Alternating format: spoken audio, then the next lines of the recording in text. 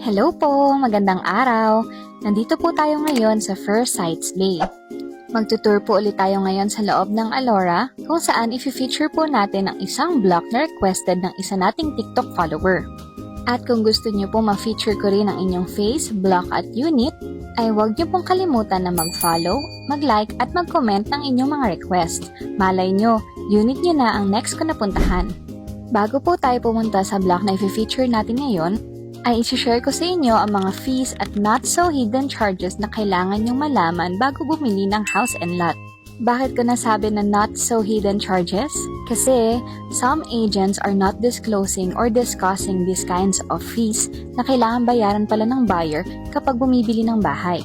Ang madalas na dinidiscuss lang ng ibang agent ay ang babayaran ninyo sa pag-ibig, which is estimates, ang mga equity ninyo, down payment, pero ang mangyayari sa huli ay may mga surprise pala kayo na babayaran, which is hindi pala na-discuss nung una pa lang. FYI, hindi ko po nilalahat ang mga agent. Kadalasan po talaga ay may mga ganto na gusto lang talaga makabenta. O siya, wag na tayo magpaligoy-ligoy pa. Simulan natin sa TCP. Ang TCP or Total Contract Price ay binubuo ng reservation fee, down payment, at balanse mo sa TCP, which is kinukuha mo sa mga home loan or mga bangko. Sa case ko, ang napili ko na home loan ay ang Pag-ibig. Ang TCP or Total Contract Price ang pinakakabuoang amount ng iyong property. By the way, andito na po tayo sa ating featured block.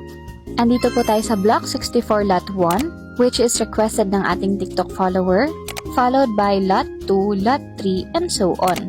Okay, back to discussion na po ulit tayo. Ang next po na kailangan bayaran ay tinatawag na reservation fees. Ito po ay binabayaran para ma-reserve ang unit. Usually, non-refundable and non-transferable po ito. Bakit po ito non-refundable? Dahil po may mga tauhan din po si developer na nag-aasikaso ng mga papeles. And usually, may mga client po na hindi tumutuloy.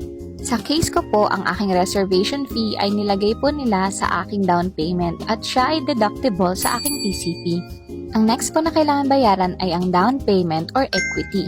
Huwag po kayo malilito dahil ito pong equity ay kay developer pa po natin binabayaran at hindi kay Pag-ibig or bangko.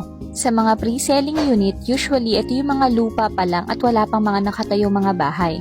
Ang equity or installment ay mas pinahaba at mas mura kumpara sa mga RFO or ready for occupancy na mas pinaikli at mas mahal ang babayaran dahil ang mga bahay ay nakatayo na. Sa first part po ay 0% ang interest ng down payment. And lastly ay ang amortization na tinatawag. Maaari kang mag-apply sa Pag-ibig or sa bangko depende kung saan mo gusto at kung saan ang pinoprovide ng developer mo. Ang mga home loan or amortization ang sasalo sa balanse mo sa TCP. Ang breakdown na pagkakasunod-sunod ng priorities ng payment sa amortization sa Pag-ibig ay penalties, kung ikaw man ay may penalty, insurance, interest, at ang principal loan. Sa ibang bangko, hindi sinasama ang fire insurance at MRI sa monthly amortization, kaya kailangan kumuha ng borrower ng ibang mga insurance.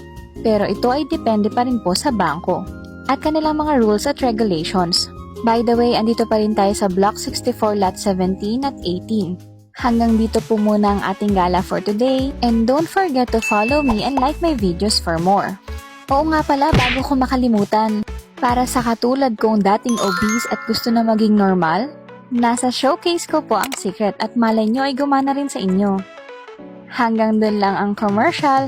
Maraming salamat po at see you sa susunod na video. Thank you!